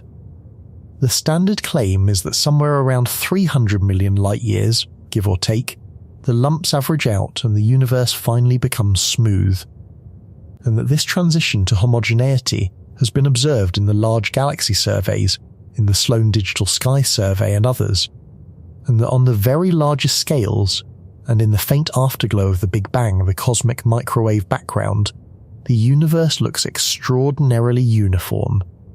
Uniform to about 1 part in 100,000. That is the majority view, and it is held by very good scientists for real reasons, and the fractal cosmologists are a minority. But here is what the minority says back, and it is not easy to dismiss. They say that the transition to homogeneity has not been cleanly observed so much as assumed into the analysis. The methods used to measure how galaxies cluster often build in the assumption of homogeneity from the start, by comparing the real distribution to an average density, a mean. That only makes sense if the universe is homogeneous in the first place. If you assume there is a well-defined average density of the universe, you have already assumed the thing you are trying to test. Silos Labini and others have argued for years that when you analyze the data without smuggling in that assumption, the fluctuations, the structures, the departures from uniformity persist to larger scales than the standard picture allows, and that a clean, convincing, assumption-free demonstration that the universe becomes homogeneous at some specific scale is harder to find than the textbooks suggest.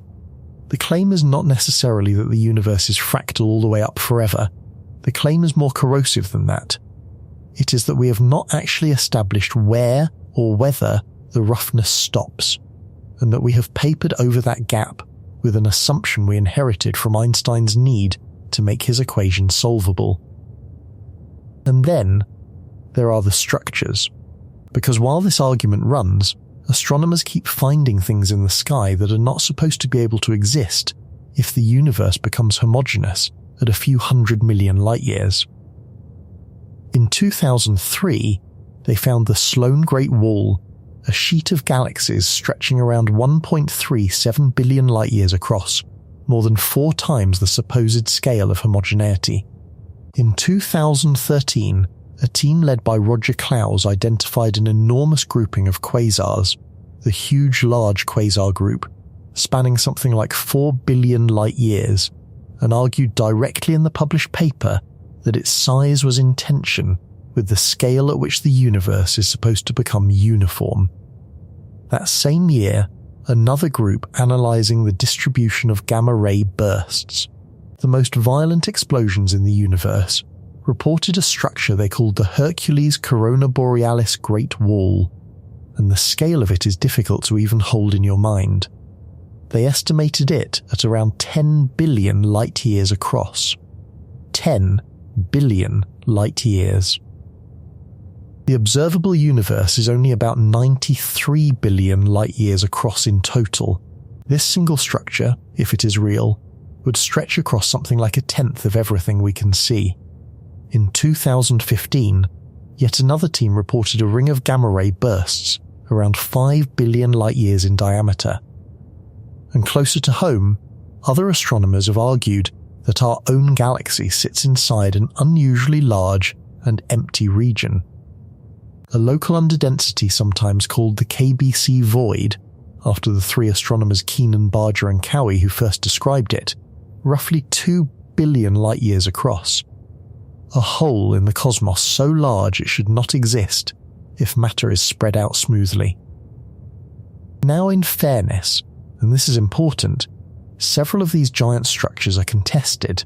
When you find a structure by looking for it in a sparse scattering of points, there are real statistical questions about whether you have found a genuine physical object or a chance alignment, a pattern the eye and the algorithm impose on noise. Serious cosmologists have pushed back on the Hercules Corona Borealis Great Wall in particular, arguing that its statistical significance is weak, that a truly homogeneous universe would occasionally throw up apparent structures like this by chance. The mainstream has answers, and some of the answers are good. This is not a case where the establishment has no response and is simply hiding. But step back and look at the shape of the argument, because the shape is the unsettling part. Every time our instruments reach a larger scale, we find structure at that scale, and every time, the structure is either explained as the last of the lumpiness before true smoothness finally sets in, or it is challenged as a statistical mirage. The homogeneity is always just past the edge of what we can currently see clearly. It is always coming, always at the next scale out, always the thing we will surely confirm with the next survey. And it has been coming for 100 years. This is the abdication again, wearing its largest possible mask. The single most important structural assumption in all of cosmology, the assumption that determines how we interpret the expansion of the universe and the evidence for dark energy and the entire history of everything, is an assumption about smoothness that we adopted because we could not do the mathematics of roughness, and that we have never been able to confirm as cleanly as its central role demands. And the stakes of this could not possibly be higher, because if the universe does not become homogeneous, if the matter distribution is genuinely fractal to very large scales, then the equations we have been using to describe the whole cosmos do not straightforwardly apply. And some of the conclusions we have drawn from them, potentially including the need for dark energy itself, would have to be re-examined. There is a whole line of research, a minority line but a serious one, that asks whether some of what we attribute to dark energy might be an artifact of assuming a smooth universe when the real one is lumpy, of using the mathematics of a uniform cosmos on a cosmos that refuses to be uniform. Most cosmologists think this line fails, but the fact that it is even on the table, the fact that a major plank of our understanding of reality might be an artifact of an assumed smoothness, tells you how much is riding on a question we have not closed. And underneath the cosmological dispute, underneath the coastline and the heartbeat and the Mandelbrot set, the same shape keeps surfacing, the same fundamental fact that we have been circling since the beginning. Nature does not seem to want to be smooth. At the scale of coastlines, it is rough. At the scale of your lungs and your pulse, it is rough. At the scale of the cosmic web, it appears to be rough, and we are not sure it ever stops being rough. We have built our physics on smoothness at every level, and at every level the smoothness turns out to be an approximation, a convenient average, a thing we imposed rather than found. And that brings us, finally, to the deepest and most vertiginous version of the question, the one that has been waiting since the first section, the one I keep pointing at and pulling back from. We have been talking about the roughness of things in space and time, but what if space and time themselves, the stage on which all of physics happens, the smooth continuous backdrop that every equation assumes, what if that is rough too? What if the smoothness of space-time is the biggest painted flaw of all?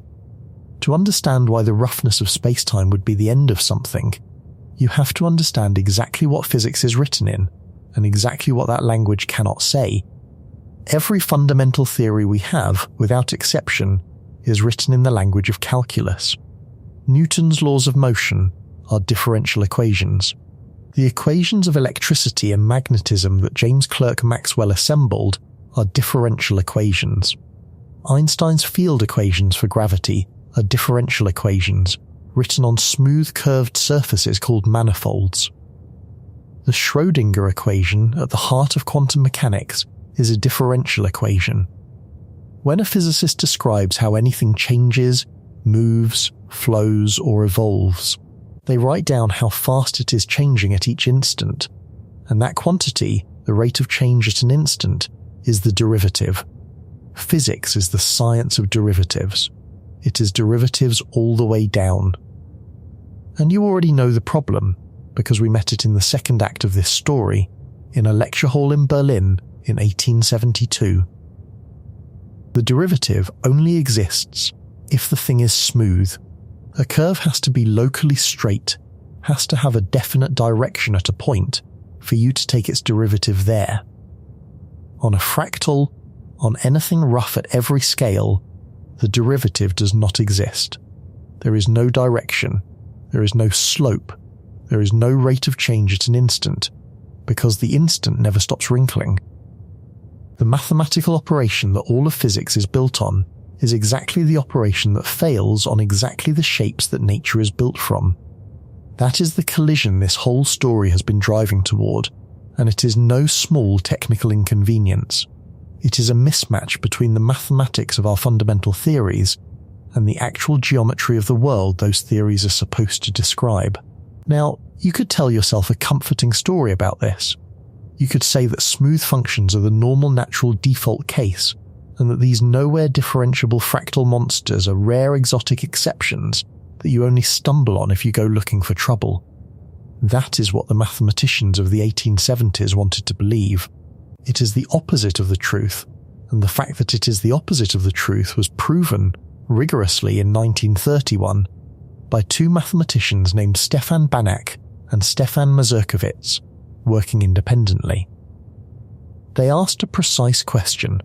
If you consider the space of all possible continuous functions, all the curves you can draw without lifting your pencil, and you ask what fraction of them are smooth enough to differentiate. What fraction have a derivative anywhere at all? What do you get? And the answer they proved is devastating. Almost none of them. In a rigorous technical sense of almost all, almost every continuous function is nowhere differentiable. The smooth ones, the ones calculus works on, the ones every physical theory is written in, are not the norm. They are a vanishingly rare special case, a set so small it is essentially negligible within the space of all the curves that exist. The monster is not the exception. The monster is the rule. The smooth curve is the freak. Let that reposition everything you have ever been taught. When you learned calculus, when you learned physics, you were shown a tiny, curated, exceptional corner of the mathematical universe, the corner where things are smooth and derivatives exist and the equations work, and you were allowed to believe that this corner was the whole house. It is a closet. It is a measure zero closet in an infinite mansion of roughness, and we have been doing all of physics inside that closet because it is the only room where our tools function. This is the invisible scandal at the deepest level.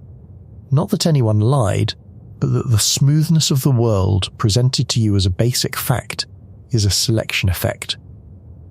We describe the smooth things because the smooth things are the only things we can describe, and we have quietly allowed the reach of our tools to define our picture of what reality is like.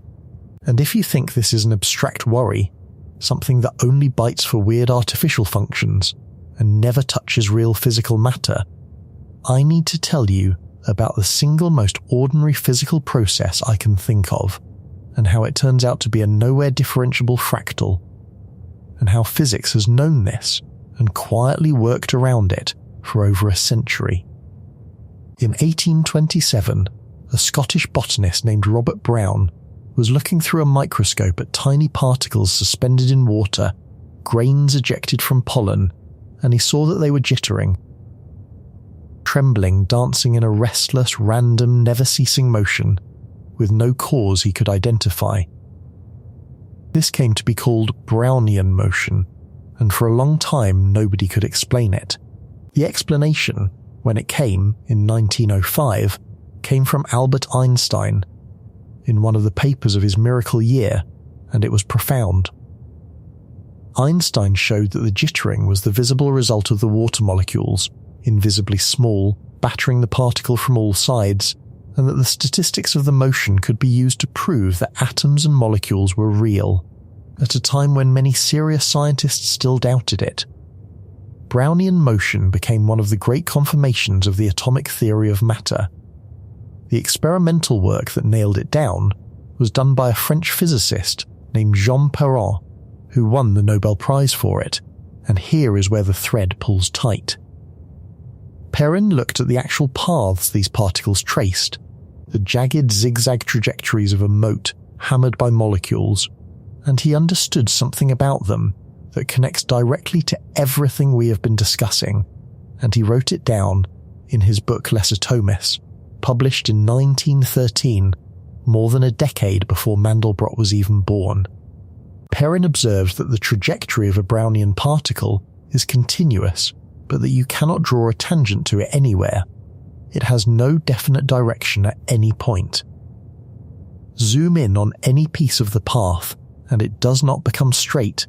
It reveals more jaggedness, more zigzag, more detail, exactly like a coastline, exactly like the Weierstrass monster.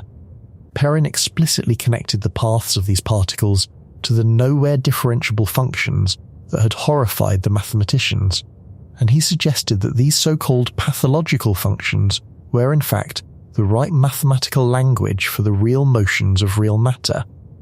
He saw it. Decades ahead of time, a Nobel physicist looked at the actual motion of actual particles and said, plainly, that nature moves along the monster curves. Mandelbrot later would point back to Perrin as one of the people who had glimpsed the truth before the geometry existed to describe it, and it was made completely rigorous. In the 1920s, the American mathematician Norbert Wiener constructed the exact mathematical model of Brownian motion, the object now called the Wiener process. And he was able to prove as a theorem with total certainty that the path of a Brownian particle is, with probability 1, nowhere differentiable, not approximately, not for practical purposes, provably exactly nowhere differentiable. The trajectory of a particle jittering in a fluid, the most mundane physical motion imaginable, happening right now in every glass of water on Earth, is a true fractal. Its path, traced in a plane, has a fractal dimension of 2, the same maximal roughness as the boundary of the Mandelbrot set. It is so infinitely wrinkled that the particle, in the ideal mathematical description, has no velocity. Think about that. A Brownian particle does not have a speed at an instant, because to have a speed you need a derivative of position, and the position is nowhere differentiable, so there is no derivative, so there is no instantaneous velocity. Anywhere, ever, the particle is somewhere, and a moment later it is somewhere else, but at no instant does it have a definite velocity. The most basic quantity in all of physics, how fast is it going, has no answer for a real particle undergoing the most common motion in nature. How does physics cope with this? How did we build a working, spectacularly successful theory of Brownian motion, of diffusion, of the spread of heat and ink and pollutants, if the underlying paths are non-differentiable monsters with no velocity? And the answer is the quiet confession at the centre of this entire subject. Physics copes by refusing to look at the actual path. It does not track where the particle actually goes, because it cannot, because the actual trajectory is an infinitely rough fractal that no equation of motion can follow. Instead, physics averages. It throws away the impossible detailed path and computes only statistical quantities, how far the particle is likely to have wandered after a given time, how a cloud of many particles spreads out on average. The diffusion equation, the beautiful smooth differentiable equation that describes how Brownian particles spread, is not a description of what any particle does. It is a description of what a vast crowd of them does on average. After the individual roughness has been averaged into smoothness, we recovered a smooth equation by giving up entirely on the actual motion and describing only the blurred statistical ghost of it. That is the move. That is the move physics makes, over and over, everywhere, and once you see it, you cannot stop seeing it. When reality is too rough to describe, we do not describe reality. We describe an average, a smoothing, a blur, and we write our smooth differentiable equations for the blur, and the equations work beautifully for the blur, and we allow ourselves to forget that the thing underneath the blur was never smooth at all. Newtonian fluid dynamics smooths over the chaotic molecular reality of a fluid. Thermodynamics smooths over the frantic motion of countless individual particles into clean, smooth quantities like temperature and pressure. The smooth continuous fields of physics are, again and again, averages over an underlying roughness that our mathematics cannot touch directly. We have not been describing reality. We have been describing reality with its texture sanded off, because the texture breaks our only tools. Because there is one place where the roughness was never small and never far away and never safely hidden underneath anything, and it is a place you have looked at your whole life. It is what happens when you pour milk into coffee and watch it bloom and tangle. It is smoke coming off a candle and shattering into chaos a few inches up. It is a river going white over rocks, the buffeting of an airplane in rough air, the churn behind a boat. It is turbulence, the wild, swirling, chaotic motion of a fluid that has stopped flowing smoothly, and it is, by a wide margin, the greatest unsolved problem in all of classical physics.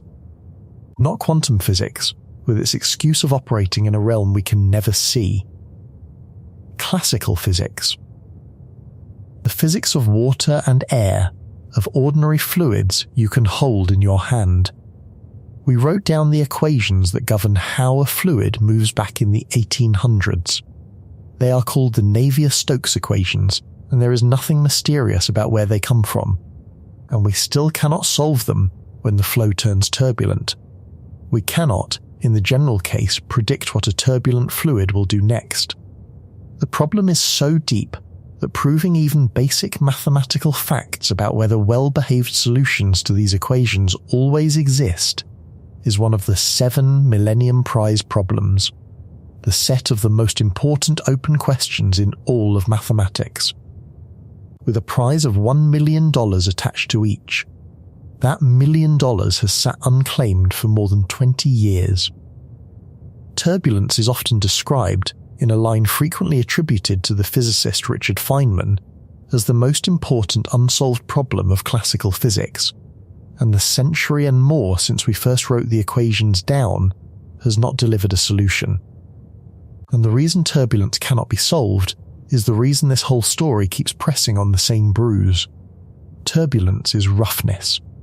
When you look inside a turbulent flow, you find eddies, swirls, rolling whirlpools of fluid, and inside each large eddy are smaller eddies, and inside those are smaller ones still, whirls within whirls within whirls, across an enormous range of sizes. Energy cascading down from the biggest swirls to the smallest until, at the finest scale, it finally bleeds away into heat. It is a fractal caught in the act of moving. It is self-similarity written in churning water. And the man who first understood turbulence in exactly this way, who first described it as a cascade of eddies feeding smaller eddies across scale after scale, was Lewis Fry Richardson, the same pacifist meteorologist whose Coastline tables opened this entire story. Richardson saw the fractal structure of turbulence decades before Mandelbrot handed any of it a name. He even wrote a small rhyme about it, a parody of an older verse about fleas that fluid physicists still quote to this day. Big holes have little holes that feed on their velocity, and little holes have lesser holes and so on to viscosity. That is a description of a fractal. Roughness at every scale, the same structure repeating from the large down to the small, the very thing Richardson had found in the coast of Britain, now found again in the tearing apart of a moving fluid. The man who noticed that a coastline has no length also noticed that a fluid rips itself into eddies at every scale, and those two discoveries are, underneath, the same discovery wearing different clothes. Mandelbrot worked on turbulence too at IM, because it was one of the genuine problems the company set him loose on, and he brought the same eyes to it that he brought to everything. He built mathematical tools, the theory of what are called multifractals, to capture the way the energy in a turbulent flow is not spread out evenly, but concentrated, clumped and spiked onto a fractal set, so rough and so unevenly distributed that a single fractal dimension is not even enough to describe it. You need a whole spectrum of dimensions. And here is the abdication, sitting in plain sight, in every weather forecast you have ever quietly distrusted, in every patch of rough air on every flight you have ever taken, in the swirl of cream in your cup this morning. We cannot solve it. The most common, most visible, most ordinary rough motion in the entire physical world, a thing you can make happen in a teacup with a spoon, lies beyond the reach of the mathematics of smoothness, and it has stayed beyond that reach for as long as we have had the equations that supposedly describe it. Every aircraft that flies, every engine that turns, every pipeline and weather model on Earth is built on approximations and rules of thumb and raw brute force simulation, because the actual mathematics of the rough, turbulent. Fractal reality of a moving fluid cannot be solved. The roughness of turbulence was simply too large and too loud to sweep under a smooth floor, so we built a wall around it, labelled it the hardest problem in classical physics, and went on quietly using our smooth equations everywhere else, in all the places where the roughness was faint enough to pretend was not there. And away from the roar of turbulence for 300 years, that was mostly fine, because the sanding happened somewhere small and far away, at the level of molecules, safely beneath the scales we cared about, and the smooth average description was all we ever needed for planets and bridges and machines. The roughness was real, but it was contained, tucked underneath a smooth space-time. A smooth stage on which the average smooth physics could play out. The stage itself, space and time, the container of everything, that at least was smooth. That was the one thing you could count on. Space is a smooth continuum. Time flows smoothly. The manifold is differentiable. Every equation in physics assumes it, and it seemed like the safest assumption anyone had ever made. But over the last few decades, as physicists have tried to combine general relativity with quantum mechanics, as they have tried to work out what spacetime is actually made of at the very smallest scales, that last smooth floor, the floor beneath all the other floors, has begun to come apart in their hands. And what appears to be underneath it is the thing this entire story has been walking toward since a man asked how long the coastline of Britain was. The trouble starts when you try to put quantum mechanics and general relativity in the same room. General relativity describes spacetime as a smooth, continuous, curved surface, a manifold, perfectly differentiable. The pristine geometric stage on which gravity is the bending of the stage itself. Quantum mechanics describes a world of restless fluctuation, where nothing sits still, where every field jitters with uncertainty, where the closer you look, the more violent the trembling becomes. And when you ask what spacetime itself does at the smallest scales, at the scale where quantum effects and gravity both matter, the scale called the Planck length, which is about 10 followed by 35 zeros times smaller than a meter, the smooth manifold of Einstein and the jittering uncertainty of quantum mechanics tear each other apart. The smoothness cannot survive the quantum trembling. At the Planck scale, space-time, according to essentially every serious attempt to describe it, is not a smooth continuous surface at all. It is something churning, foaming, structured, rough. The physicist John Wheeler, decades ago, gave this idea a name. He called it space-time foam, the notion that at the very smallest scales the smooth fabric of space dissolves into a seething, fluctuating, frothing structure, a quantum foam where the very notions of distance and direction and dimension become uncertain and turbulent. For a long time this was a suggestive picture without much precise mathematics behind it. But in the last 20 years, several completely independent attempts to actually calculate the structure of spacetime at the smallest scales have produced a result so specific, and so strange and so eerily familiar to anyone who has followed this story that I need to lay it out carefully. There is an approach to quantum gravity called causal dynamical triangulations, developed principally by three physicists, Jan Ambjorn, Jerzy Jerkiewicz, and Renatet Lowell. The idea is to build space-time out of tiny simple building blocks, tiny triangular chunks of space and time, and let them assemble themselves according to quantum rules, and then stand back and measure what kind of space-time emerges from the assembly. And one of the things they can measure about the space-time that emerges is its dimension. But here is the subtlety that turns this from a technical exercise into something that should raise the hair on your arms. There is more than one way to measure the dimension of a space, and one of the most revealing ways is to release an imaginary wandering particle into the space and watch how it diffuses, watch how a random walk spreads out over time. The rate at which a random walker explores a space depends on the dimension of the space, so by watching the walker, you can ask the space what dimension it thinks it is.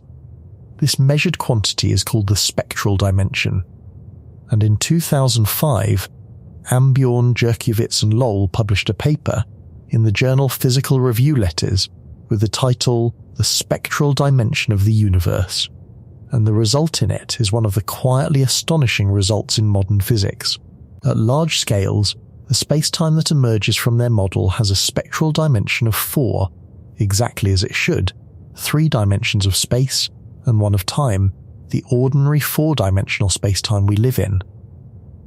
But as they let the wandering particle probe smaller and smaller scales, as they zoomed in toward the Planck length, the spectral dimension of spacetime did not stay at 4. It fell. Smoothly, continuously, it dropped, and as it approached the smallest scales, the dimension of spacetime fell to a value of approximately 2. 2.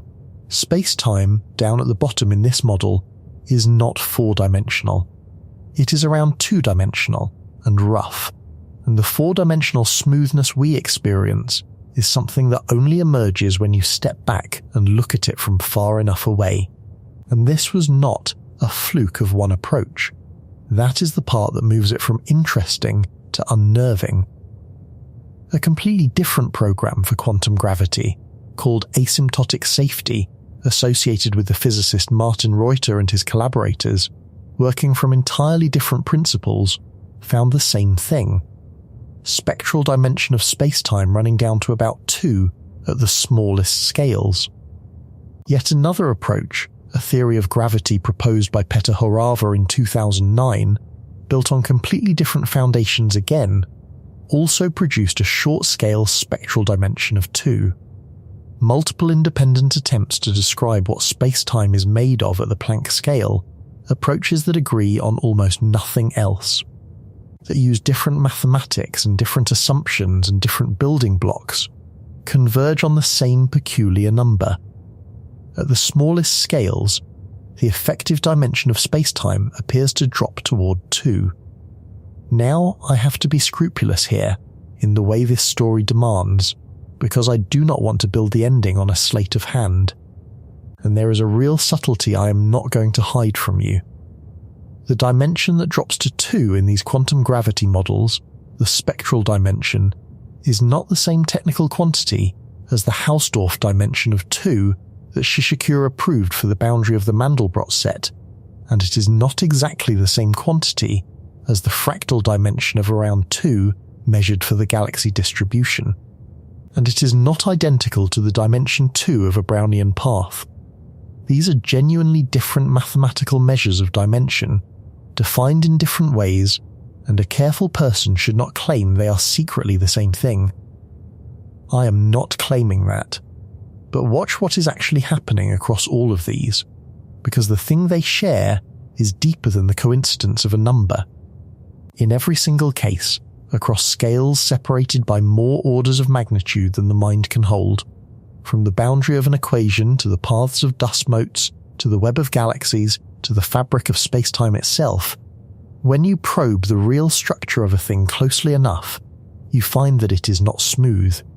You find that it is rough, fractional, caught between the whole number dimensions, refusing to resolve into the clean differentiable surface that our physics requires. The recurring appearance of a dimension near 2 is a motif, and the honest thing to say is that we do not fully understand why it keeps appearing. But the roughness underneath is not a motif. The roughness is the consistent, repeated, hard-won finding. Everywhere we finally look closely, the smoothness dissolves. There is a bolder version of this idea, held by a minority, that I want to put in front of you not because it is established, but because it draws the line all the way to its end. A French physicist named Laurent Nottole has spent decades developing a framework he calls scale relativity, and its founding move is to simply abandon the assumption that spacetime is smooth. Nottole takes spacetime to be fractal, non-differentiable at its core, and then tries to derive the strange features of quantum mechanics as consequences of that non-differentiability, to show that particles behave the way quantum mechanics says they do, precisely because the spacetime they move through has no derivatives, no smooth structure, no definite paths. It is a minority program, and most physicists do not work within it, and I am not telling you it is correct. I am telling you it exists. that there are serious physicists who have looked at everything we have discussed and concluded that the right response is to throw out the smooth continuum entirely and rebuild physics on a fractal foundation, and that when they do, some of the deepest mysteries of quantum mechanics start to look less like magic and more like what you would expect from a world with no smooth floor. Step all the way back now and look at the whole shape of it, because we have arrived at the place the first sentence was pointing to, and I want the arrival to land with the full weight it has earned. We built physics on calculus. Calculus is the mathematics of smooth differentiable change, and it fails completely on anything rough at every scale. For 300 years this seemed like no problem at all, because the world looked smooth, and where it did not look smooth we could average the roughness away and describe the smooth blur that was left. But every time we have looked closely at the actual texture of reality, at every scale we have been able to reach, the smoothness has turned out to be the blur, and the roughness has turned out to be the truth underneath it. The coastline has no length because it is rough at every scale. The healthy body is a fractal, and its smoothing is its death. The distribution of galaxies looks fractal as far out as we can cleanly measure, and we have never actually confirmed the smoothness we assume to make our cosmology solvable. The path of every particle jittering in every fluid is a nowhere differentiable monster with no velocity. And now, at the very bottom, at the Planck scale, the smooth spacetime that was supposed to be the one reliable stage, the container that at least was smooth even if its contents were not, is itself dissolving in our equations into something rough and low-dimensional and fractal, and multiple independent theories are telling us the same thing. The world is rough. Not a smooth place with some roughness scattered on top of it, but rough all the way through, rough at every level we have ever managed to examine, with smoothness as the rare exception, the measure zero closet, the story we told because it was the only story our mathematics could compute. Smoothness was never a property of reality. It was only ever a property of our description of reality, and the two are not the same, and the gap between them is everything we cannot see. And this is the final abdication, the one that should stay with you after everything else fades. Physicists are not hiding this from you. What is happening is worse than that, and quieter than that. They cannot describe the rough reality directly, because the only mathematical language we have for describing how the world changes, the language of derivatives, of smooth continuous rates of change, does not function on a rough world. Our instrument is blind to exactly the texture that everything is actually made of. We are like people trying to describe the ocean using only a theory of perfectly flat water, forever computing the average level of a surface that is never once, anywhere, actually flat. The equations work spectacularly on the average, and the average is not the thing. The average was never the thing. The thing itself, the rough, infinitely detailed, nowhere smooth fabric of what is actually there, is invisible to us, not because we lack the data, but because we lack a mathematics that can hold it, and we have quietly agreed for 300 years to call the average reality and to look away from the roughness we cannot write down. Benoit Mandelbrot spent his life being told that his pictures were not real mathematics, that trusting the shape, seeing the geometry, taking the roughness seriously was the work of a dilettante, a dabbler, someone who lacked the rigour to do the real thing. He did his most important work in exile inside a computer company, because the temples of pure mathematics had no place for a man who wanted to look at the monsters instead of locking them away. He was 75 before the establishment that had exiled him handed him the recognition it gives ordinary conformists in their 30s. And the sentence he put at the front of his great book, the sentence that reads like poetry, clouds are not spheres, mountains are not cones, coastlines are not circles, and bark is not smooth, nor does lightning travel in a straight line, that sentence only reads like poetry. It is not a lament about the untidiness of nature. Read as what it actually is. It becomes a precise, literal, and I would argue still largely unabsorbed statement about the failure of the mathematics we built our entire understanding of reality upon. He was not saying that nature is beautifully complicated. He was saying that nature is not made of the shapes our physics can describe, and that we have mistaken the describable shapes for reality itself.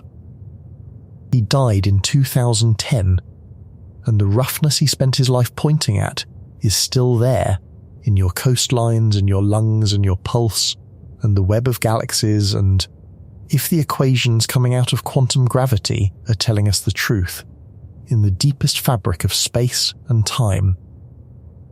It was always there. It was there under the smooth curves in your textbooks, under the clean equations, under the confident diagrams, the whole time.